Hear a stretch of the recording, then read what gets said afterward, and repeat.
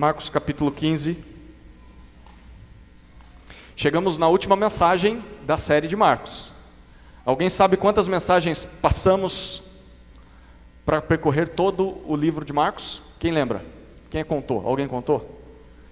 Talvez você diga, nem sabia que a gente estava em Marcos, né? Bom, então você está faltando um bom tempo aí aos cultos. 27 mensagens, essa é a 27ª.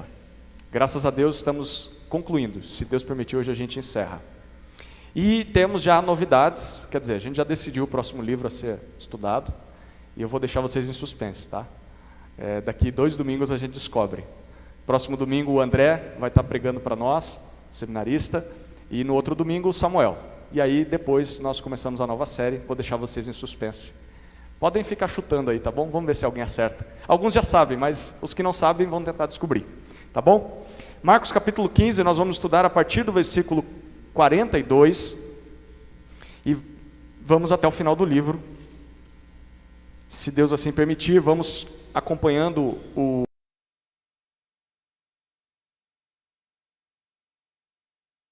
Bíblia aberta, celular aí destravado, desliga as notificações, tá bom? E preste bastante atenção na explicação do texto. Antes de fazer a leitura, eu queria que você pensasse seriamente sobre um tema muito importante. Você já teve medo alguma vez na sua vida de se identificar com Jesus? Pense em todos os contextos que você já esteve. Houve algum momento em que você fraquejou e temeu se identificar com Jesus? Talvez temeu ser identificado como discípulo dele. Ou temeu falar de Jesus. Você sentiu vontade de falar. Foi necessário falar, mas você não falou, por medo. Ou temeu testemunhar de Jesus. De claramente confrontar as pessoas em nome de Jesus. Ou temeu agir como Jesus.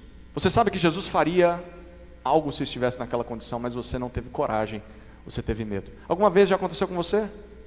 Bom, comigo já aconteceu várias vezes. Talvez você esteja com medo. Você está com medo de se identificar com Jesus? Como anda a sua vida nessa área? Por quê? Por que nós temos medo de nos identificarmos com Jesus? De onde esse medo vem? É medo do quê? Qual seria a solução para esse medo? Como nós poderíamos vencer esse medo? Nós estamos diante de um texto que mostra claramente a resposta para essas perguntas. É o final do livro de Marcos. Marcos está nos contando aqui o que aconteceu após a crucificação de Jesus, após a morte de Jesus, naquela triste tarde de sexta-feira, aquela sexta-feira de Páscoa. Em resumo, nós podemos ver aqui 3 cenas sendo apresentadas por Marcos. A primeira cena é o sepultamento de Jesus, a segunda cena é a ressurreição de Jesus, e a terceira cena é o que aconteceu depois de tudo isso. Então vamos para a primeira cena, o sepultamento de Jesus. Capítulo 15 de Marcos, versículos 42 até 47. Acompanhe comigo a leitura. Ao cair da tarde, por ser o dia da preparação, isto é, a véspera do sábado, José de Arimateia, ilustre membro do Sinédrio, que também esperava o reino de Deus, dirigiu-se ousadamente a Pilatos e pediu o corpo de Jesus. Mas Pilatos admirou-se de que ele já tivesse morrido, e tendo chamado o centurião, perguntou-lhe se havia muito que Jesus tinha morrido. Após certificar-se pela informação do comandante, cedeu o corpo a José. Este, baixando o corpo da cruz, envolveu-o num lençol que tinha comprado e o depositou em um túmulo que tinha sido aberto numa rocha. E rolou uma pedra para a entrada do túmulo. Maria Madalena e Maria, mãe de José, observaram onde ele foi posto. Marcos nos diz que esta sexta-feira era dia da preparação. Era o dia em que todos os judeus deveriam estar ocupados com os preparativos da Páscoa, da refeição de Páscoa nas suas casas. Preparando o cordeiro, preparando os pães sem fermento, preparando a família para a celebração de Páscoa. Bom, todos à exceção desse camarada. José de Arimateia não está em casa preparando a noite de Páscoa. ele está se dirigindo até Pilatos. Arimateia era uma região ali em Israel. E ele quer pedir o corpo de Jesus para que pelo menos possa sepultá-lo com alguma dignidade. Provavelmente no seu túmulo particular. E isso mostra que José de Arimateia era alguém que tinha posses, era um homem de recursos. Pilatos fica espantado ao saber que Jesus já morreu, porque fazia apenas 6 horas que Jesus tinha sido crucificado, e há relatos de que homens demoravam dias inteiros para morrer nessas mesmas condições. Então ele fica espantado, e aí ele pede para que aquele centurião que nós vimos, que reconheceu que Jesus era o Filho de Deus, ele manda perguntar, e aí, ele já morreu? O centurião confirma, e tendo a confirmação, então Pilatos entrega o corpo de Jesus, dá permissão para que José o sepulte. Então José se dirige até a cruz, José o tira daquela cruz, e eu acho que qualquer um aqui que ama Jesus consegue imaginar essa cena. Jesus sendo tirado dos pregos, tomado no colo, envolto em um lençol que José comprou para aquele fim, e sepultado em um túmulo, escavado em uma rocha, e aquele túmulo é fechado com uma grande pedra, provavelmente empurrada pelos servos de José de Arimateia. E só então José se dirige para sua casa, para participar da Páscoa com a sua família. Nós lemos que essa cena está sendo observada de longe por algumas daquelas mulheres que acompanharam Jesus no seu ministério, aquelas mulheres que o serviam e que presenciaram a crucificação. Elas vão ser importantes na próxima cena. Mas por enquanto, Marcos quer que a gente pense sobre essa cena. Isaías 53:9 diz que o servo de Deus, aquele que ia morrer pelos pecados de Israel, ele seria condenado com os ímpios. O que aconteceu? Jesus foi crucificado ao lado de 2 bandidos. Mas nesse mesmo versículo, Isaías diz que ele ficaria com o rico em sua morte. E parece que é isso que Marcos está querendo dizer para nós. Aqui, esse rico é José de Arimateia, que está emprestando o túmulo dele para que Jesus seja sepultado. Mas quem era esse homem, além de certamente ser um homem rico? Se você reparar no versículo 43, Marcos apresenta para nós 2 informações relevantes sobre José. A primeira informação é que José era um membro importante do Sinédrio. Você percebe isso no versículo 43. O Sinédrio é aquela reunião de líderes, os mais importantes em Israel, que é o mesmo grupo responsável por condenar Jesus por blasfêmia e entregá-lo a Pilatos à morte. E o texto diz que José era membro importante dessa reunião. Bom, como assim? O que José então está fazendo ali, tirando Jesus da cruz e sepultando Jesus, se ele participou daquela reunião que condenou Jesus à morte como um bandido? No seu evangelho, Lucas, quando está narrando essa história, Lucas diz que José era um homem bom e justo, que discordou da decisão da maioria ali no Sinédrio. Mas Marcos não diz nada. Porém, a gente percebe que, pelas palavras de Marcos, José era favorável a Jesus de alguma maneira, por causa da atitude que ele está tomando. Essa é a primeira informação. José era membro importante do Sinédrio. A segunda informação, ainda no versículo 43, é que José esperava o reino de Deus. E essa informação é interessante, guarde ela. No Antigo Testamento, Deus tinha prometido que, por meio de um descendente de Davi, ele iria restabelecer o seu governo soberano sobre a terra. E esse reino seria um reino cheio de justiça, cheio de amor e de paz. E vários judeus na época de Jesus esperavam isso. E o texto diz que José também é um desses que esperavam o reino se cumprir. E provavelmente é porque ele esperava que o reino se cumprisse, que ele está fazendo o que faz. Ele vai até Pilatos e solicita o corpo de Jesus. Ele devia acreditar que Jesus era esse rei prometido que Deus tinha enviado ao mundo, mas que tinha morrido por algum motivo que ele não entendia no momento. Mas ele acreditava que Jesus era o rei. Então, é por isso que ele toma essa atitude. Mas perceba que essa postura de José foi muito ousada e muito perigosa para ele. José é um dos membros do Sinédrio. Ele está preocupado com o cadáver de um homem que foi condenado à morte pelo próprio Sinédrio. E José poderia facilmente, ao chegar para Pilatos e pedir o corpo de Jesus, ele poderia perder muitas coisas. Ele poderia, primeiro, perder a sua reputação perante os judeus. Segundo, ele poderia perder a sua vaga no sinédrio. Terceiro, ele poderia perder até mesmo a sua própria vida, porque vai que Pilatos o identifica como um seguidor de Jesus. É por isso que os discípulos fugiram, porque eles estavam morrendo de medo de morrer. E José corria esse risco também, mas mesmo assim ele prefere encarar todos esses riscos para sepultar Jesus. A pergunta é: por que José faz isso? A resposta já foi dita no versículo 43. Ele esperava o reino de Deus. E diante disso, nós aprendemos uma lição. A esperança do reino de Deus produz coragem. A esperança do reino de Deus produz coragem. Produz uma coragem suficiente para que uma pessoa se identifique com Jesus, mesmo que isso ofereça riscos para ela, mesmo que isso ofereça consequências negativas. A esperança do reino de Deus produz coragem. E essa era uma lição muito importante para os leitores de Marcos. Porque naquela época alguns deles começaram a ser perseguidos só porque acreditavam em Jesus, só porque seguiam Jesus. Então Marcos está querendo mostrar para eles que isso é muito prático para eles, mas também é prático para as nossas vidas, porque nós precisamos considerar isso. Por José esperar o reino de Deus, apesar de fazer parte de um poderoso grupo, muito grande, de pessoas que, na sua maioria, tomaram a decisão errada, José não se corrompeu com eles, e José decidiu tomar a decisão certa, mesmo sendo minoria. E o que isso ensina para mim e para você?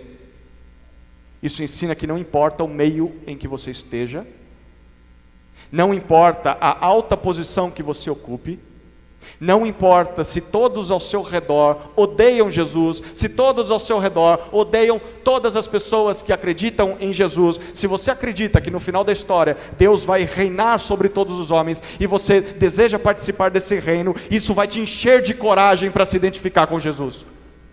Não interessa onde você esteja, não interessa a posição que você tenha, não interessa os riscos que isso ofereça. Se você espera o reino de Deus, você vai se encher de coragem. A esperança do reino de Deus produz coragem de nos identificarmos com Jesus. Mesmo que isso nos custe o emprego, mesmo que isso nos custe a reputação, mesmo que nos custe os amigos, o conforto, os planos para o futuro e até mesmo a própria vida. Participar da nova criação com o Rei Jesus vale mais do que todas as coisas que esse mundo pode oferecer. A esperança do reino de Deus produz coragem. A segunda cena que nós vemos nesse texto é a ressurreição de Jesus. E preste atenção porque tem algumas palavras incomuns que nós não esperaríamos estar presentes nesse texto. Capítulo 16, versículos 1 até 8. Acompanhe comigo a leitura.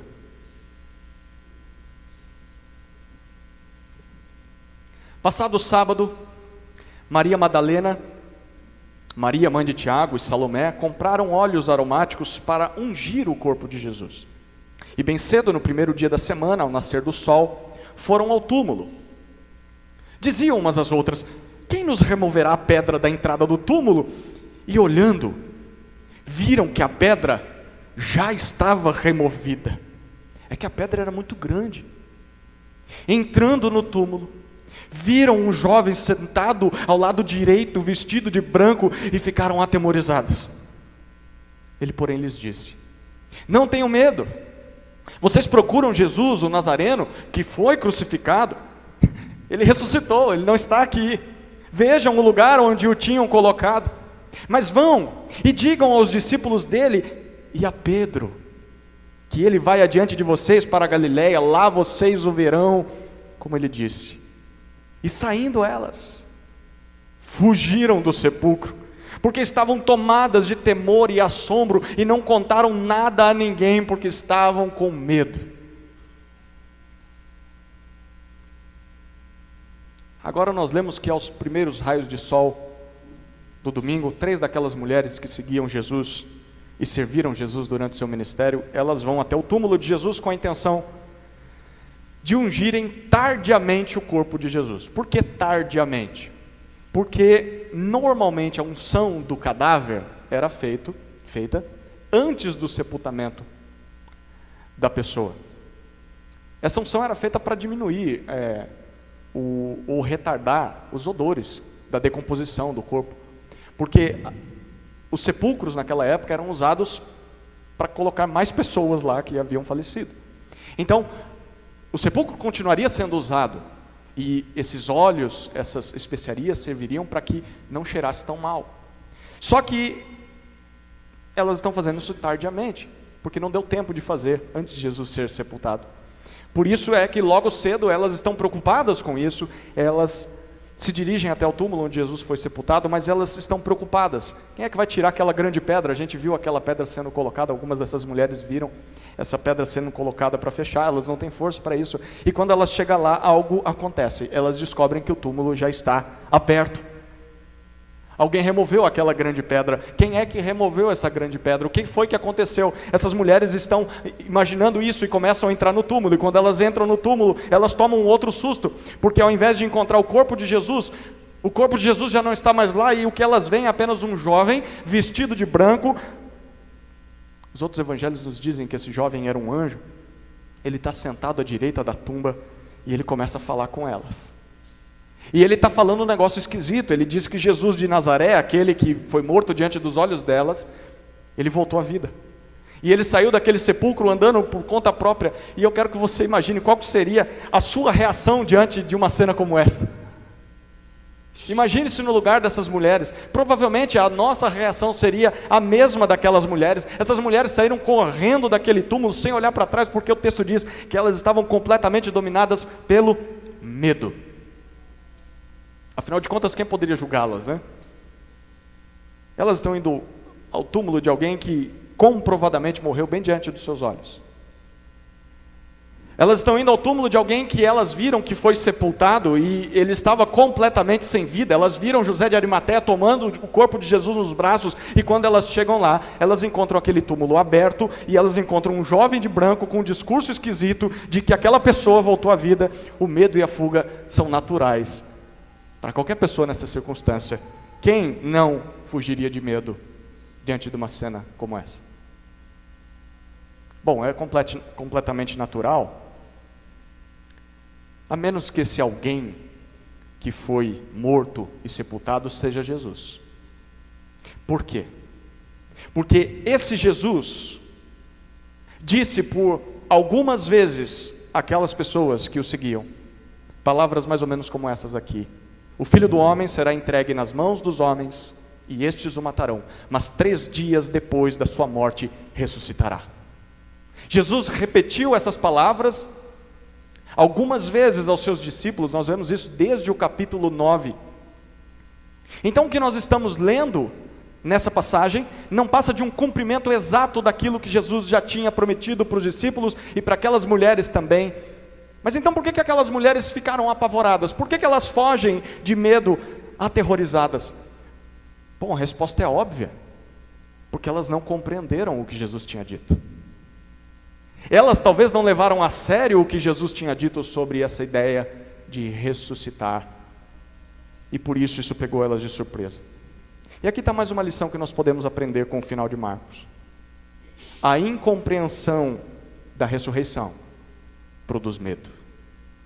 A incompreensão da ressurreição produz medo.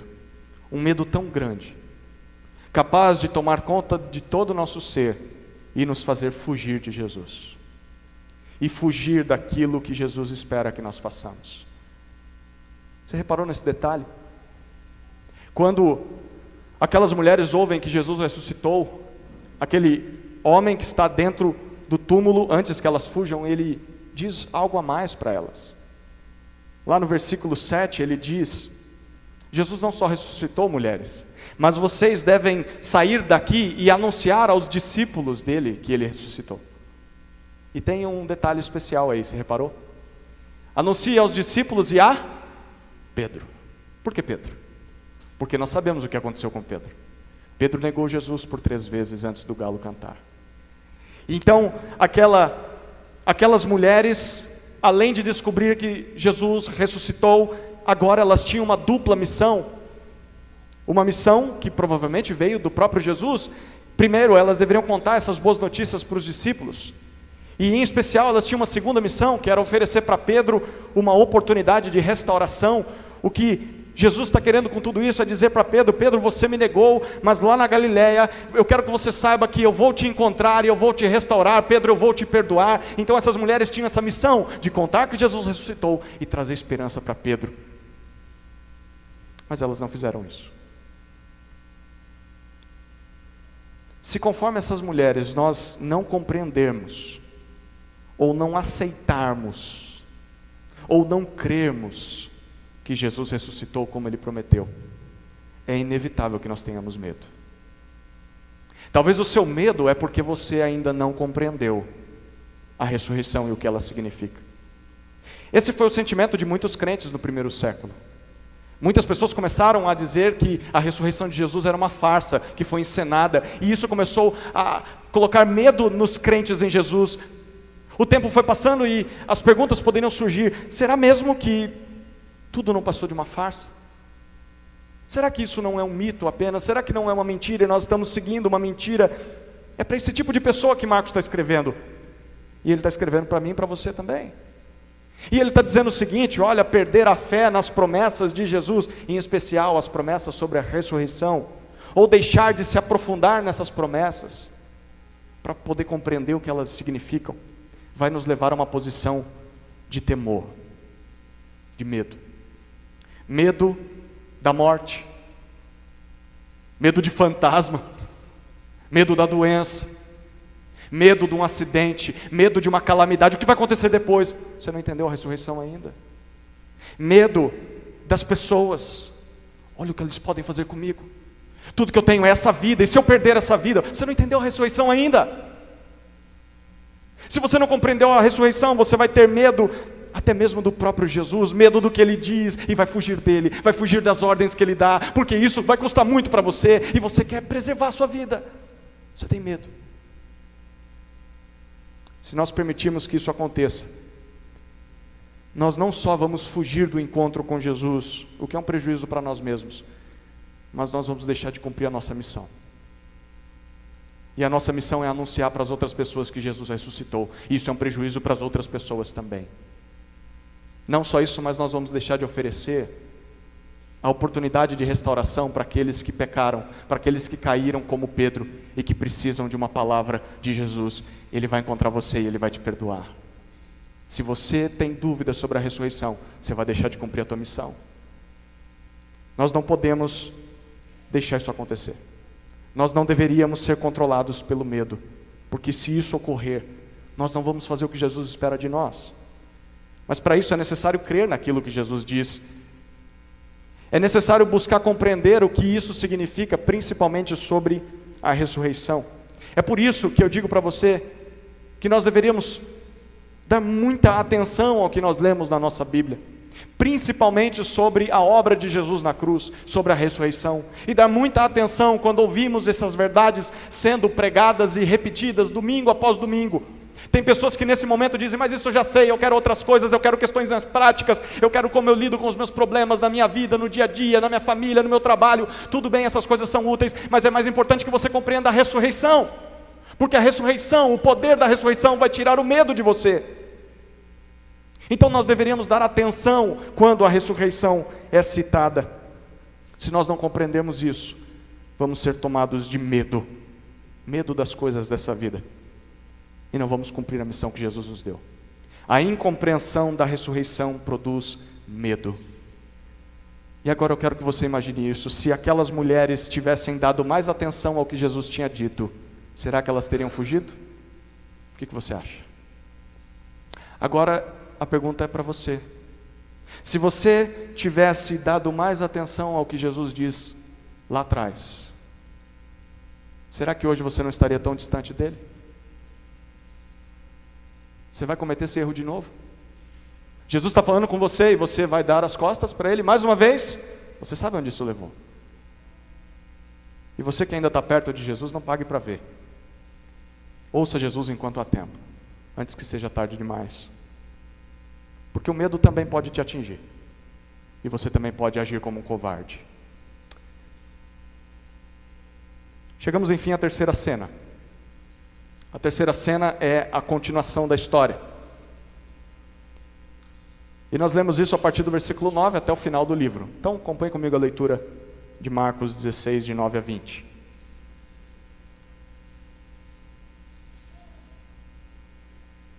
Havendo Jesus ressuscitado de manhã cedo, no primeiro dia da semana, apareceu primeiro a Maria Madalena, da qual tinha expulsado 7 demônios. E partindo, ela foi anunciá-lo àqueles que, tendo sido companheiros de Jesus, estavam tristes e choravam. Estes, ouvindo que ele vivia e que tinha sido visto por ela, não acreditaram. Depois disso, Jesus manifestou-se em outra forma a 2 deles que estavam a caminho do campo. E indo, eles o anunciaram aos demais, mas também a estes 2 eles não deram crédito. Finalmente, Jesus apareceu aos 11, quando estavam à mesa, e censurou-lhes a incredulidade e a dureza de coração, porque não deram crédito aos que tinham visto já ressuscitado. E disse-lhes: vão por todo o mundo e preguem o evangelho a toda criatura. Quem crer e for batizado será salvo, quem porém não crer será condenado. Estes sinais acompanharão aqueles que creem. Em meu nome expulsarão demônios, falarão novas línguas, pegarão em serpentes, e se beberem alguma coisa mortífera, não lhes fará mal. Se impuserem as mãos sobre enfermos, eles ficarão curados. De fato, o Senhor Jesus, depois de lhes ter falado, foi recebido no céu e sentou-se à direita de Deus. E eles foram e pregaram por toda parte, cooperando com eles o Senhor e confirmando a palavra por meio de sinais que se seguiam.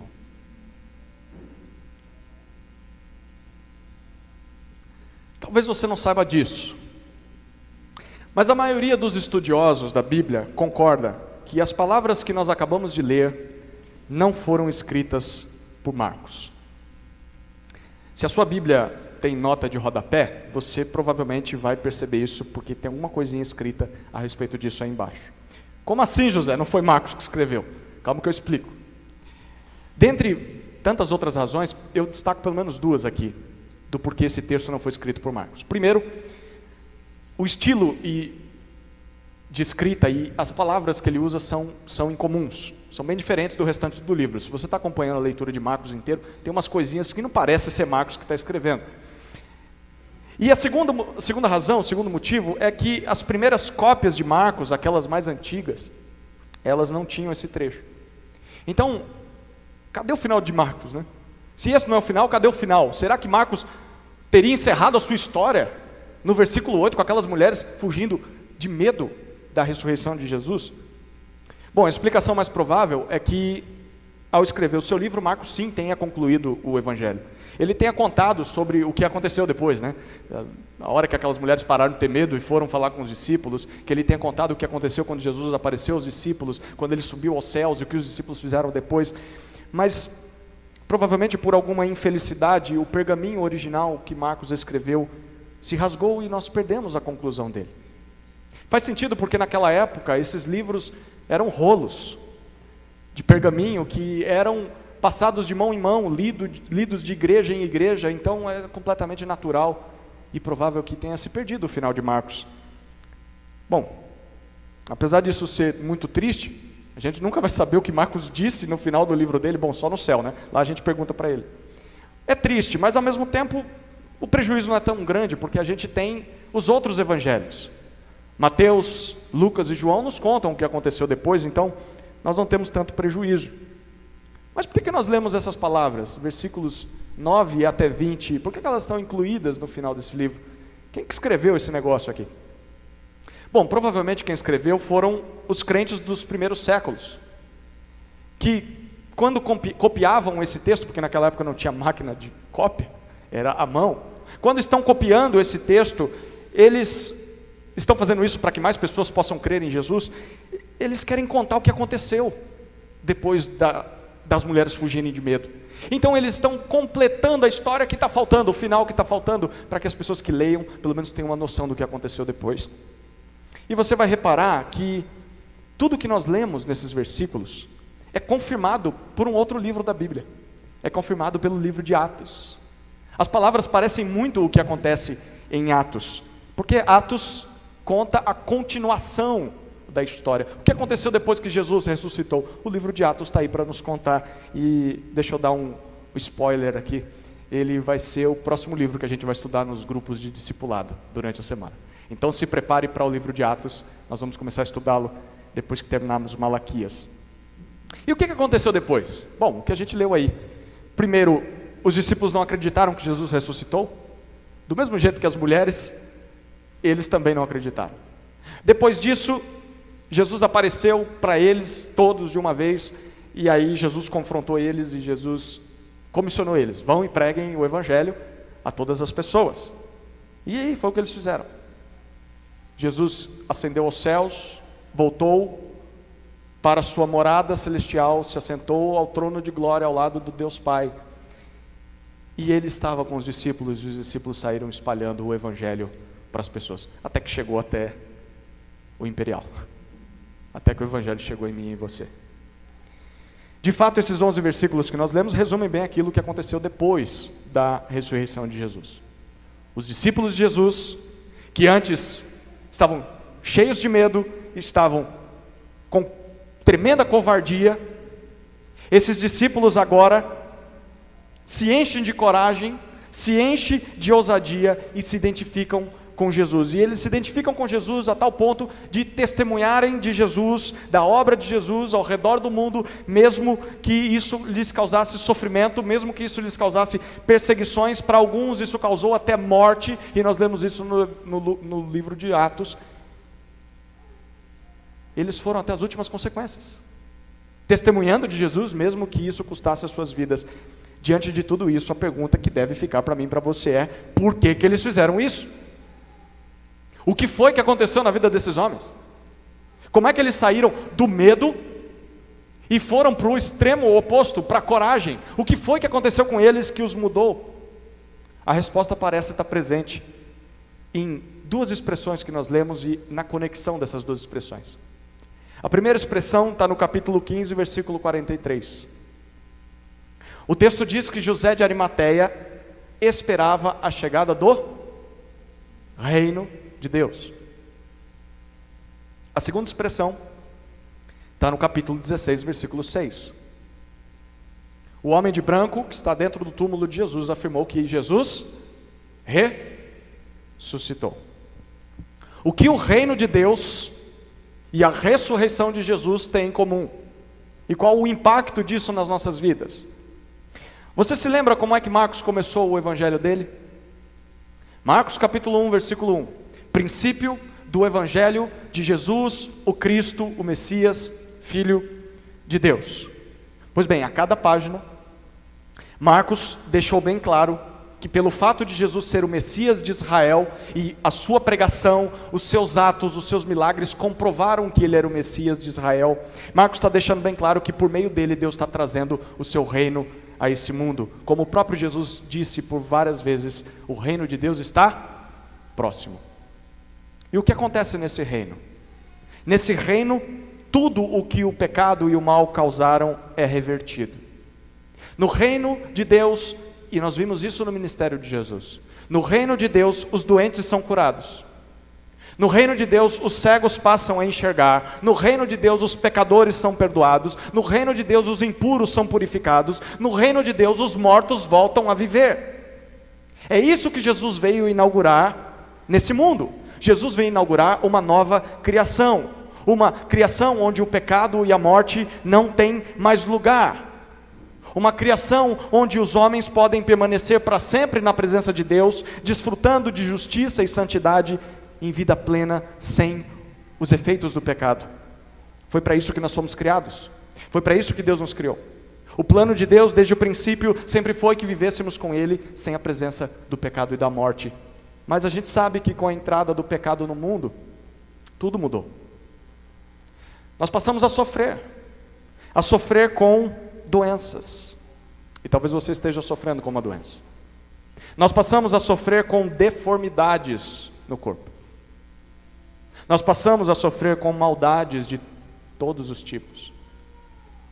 Passamos a sofrer com a culpa, com a ansiedade, com temores, tristeza. Passamos a sofrer com a solidão. Passamos a sofrer com a impureza, até que nós chegamos à maior de todas as consequências da queda, a morte. É o destino certo de todos os homens, desde o seu nascimento, a morte.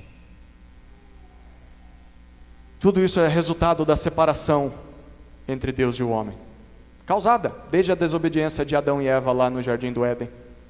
Mas Deus não nos abandonou. Apesar de constantemente nós virarmos as costas para Ele, dentro do plano de Deus, Ele decidiu recriar tudo, fazer novas todas as coisas, através de um novo homem, um novo Adão, um homem melhor que o primeiro, um Adão melhor, um Adão que vai obedecer a Ele em tudo, mesmo diante da tentação, um Adão que vai cumprir todas as ordens de Deus. E esse Adão, esse novo Adão nasceu. E sabe quem é esse novo homem? Bom, Marcos está aí dizendo para nós desde o começo, é Jesus Cristo, o Filho de Deus. Por meio de Jesus, Deus está refazendo céus e terra. Céus e terra que serão muito melhores do que os que nós temos hoje em dia, porque não vai mais haver o pecado.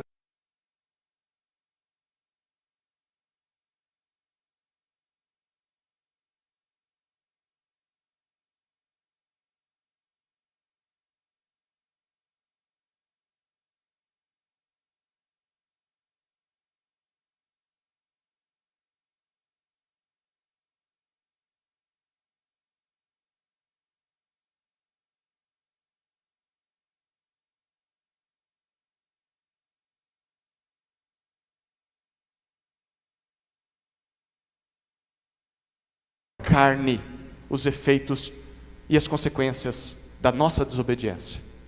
E em especial Ele encarou a morte. E por que Jesus fez isso? Eu quero agora que você volte seus olhos para Isaías, capítulo 53. Capítulo 53.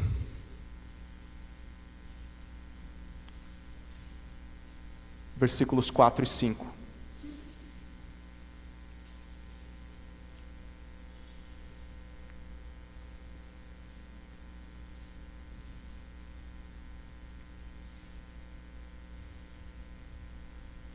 Isaías 53, versículos de número 4 e 5.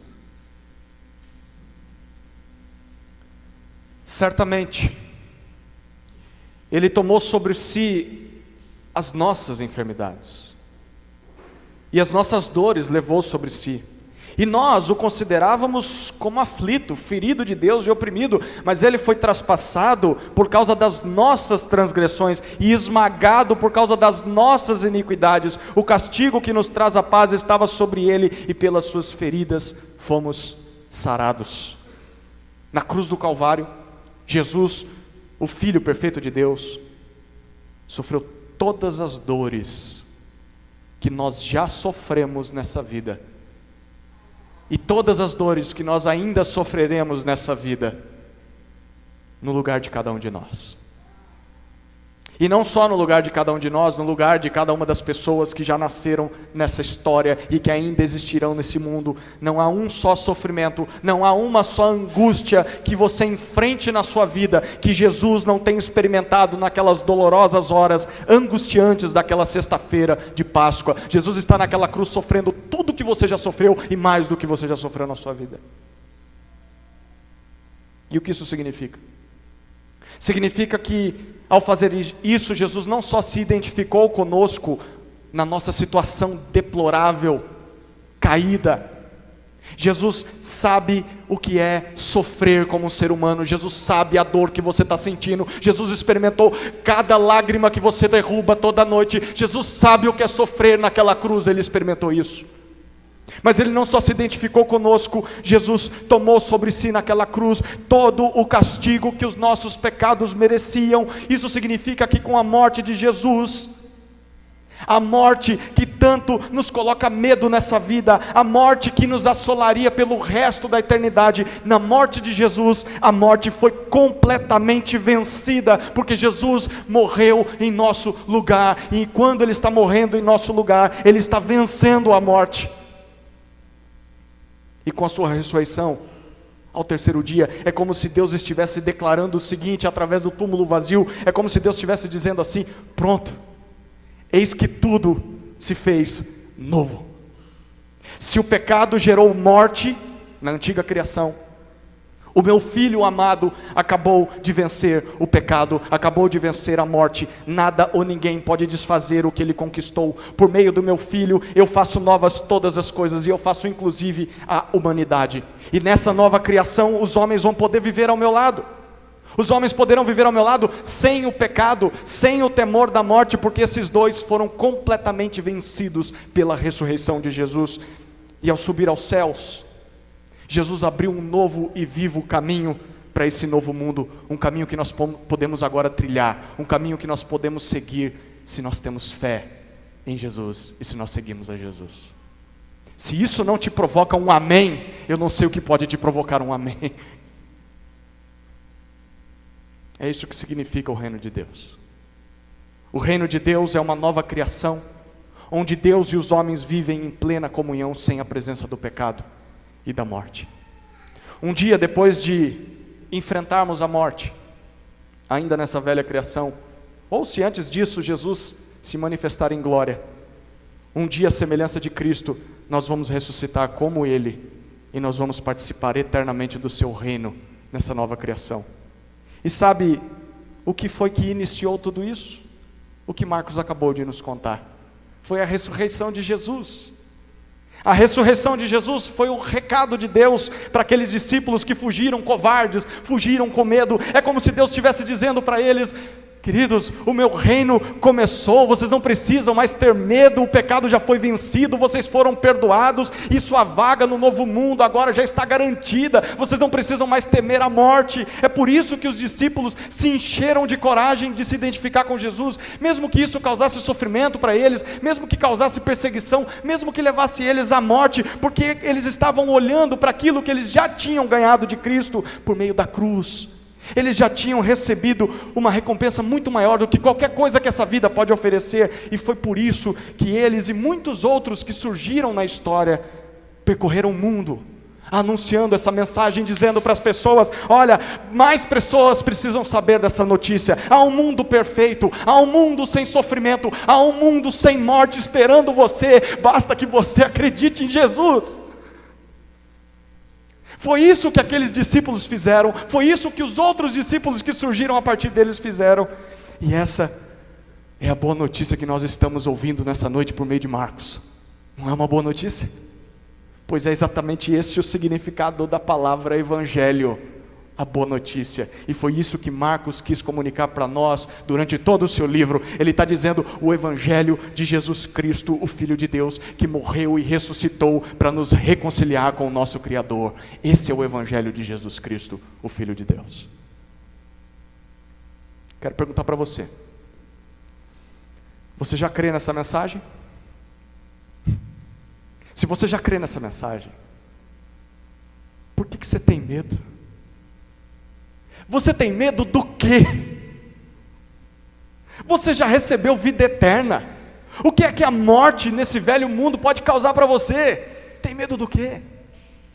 Você já foi perdoado. Por que você continuaria vivendo no pecado, abraçado ao pecado? Você já foi perdoado, liberto dessa escravidão. Se você já crê nessa mensagem, você já faz parte do reino de Deus. Por que você não se identificaria com Jesus nesse mundo? Por que você se esconderia de mostrar para as pessoas que você é discípulo dele? Para que fazer isso? Do que você tem medo? Mas se você não crê nessa mensagem ainda, por que não crê ainda? Por quê? O que falta para você se entregar a Jesus? O que falta para que você siga a Jesus? Aquilo que Jesus oferece não é algo maravilhoso? Isso que nós acabamos de descobrir não é tudo o que você sempre desejou? Uma vida sem pecado, uma vida sem medo da morte. É isso que Jesus está oferecendo para você? Você vai continuar rejeitando Jesus? Para quê? Que vantagem tem em dizer não para Jesus? Pelo contrário, só tem vantagem em dizer sim para Jesus. Por isso eu quero te desafiar, se você não crê em Jesus ainda, que você venha até Jesus essa noite. E que você desfrute de uma vez por todas da coragem que Jesus oferece, uma coragem que vence o medo da morte. É a coragem que todos os que creem nele têm. Amém? Eu quero te convidar a fechar os seus olhos e a orar nessa hora.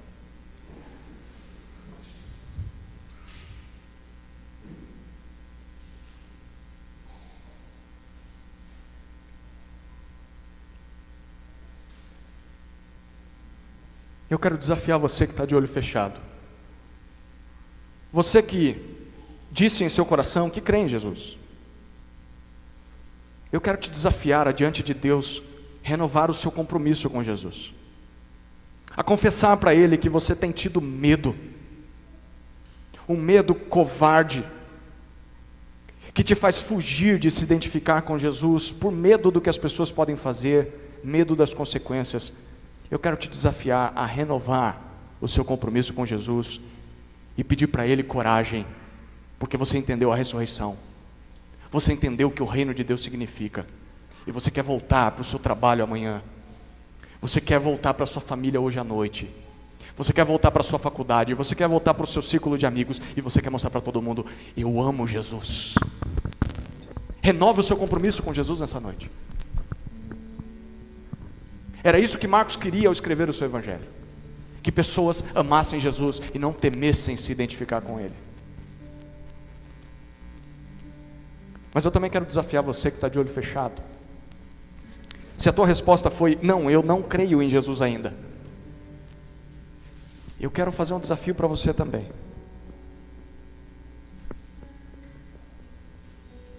Considere isso mais uma vez. Você pode sair desse salão aqui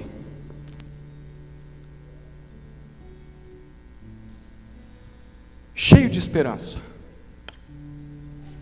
cheio de vigor, de alegria, de prazer, de confiança, sem medo da morte.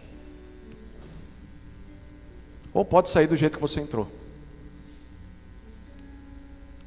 com medo, temeroso,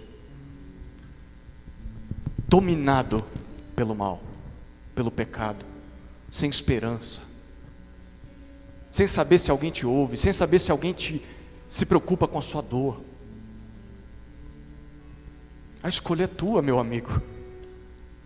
Meu amigo, hoje tu tens uma escolha: vida ou morte.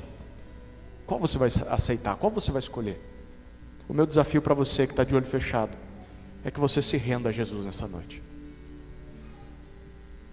Que você peça para Jesus: Jesus, me perdoa, e eu quero suprir.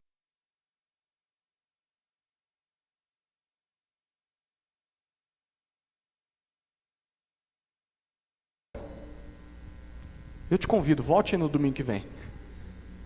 Mas não só isso. Procure alguém dessa igreja. Talvez alguém que está sentado do teu lado, talvez, pode me procurar no final. E diga: olha, eu tomei essa decisão, o que acontece agora? Bom, agora a gente vai seguir Jesus. Você é muito bem-vindo. Eu quero orar por você.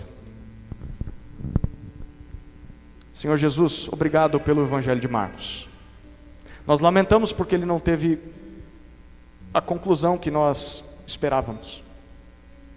Mas aprove ao Senhor que tudo isso acontecesse. Mas ainda assim a sua mensagem continua muito clara.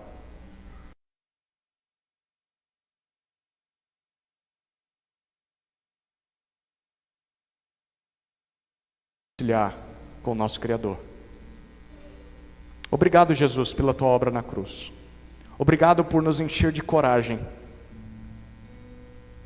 Obrigado por despertar em nós amor a ti. Obrigado pela redenção. E Jesus, eu peço que, em especial, o Senhor encoraje aqueles que já creem em ti e que têm tido medo. Que eles percebam a sua presença o tempo todo com eles, através do Santo Espírito.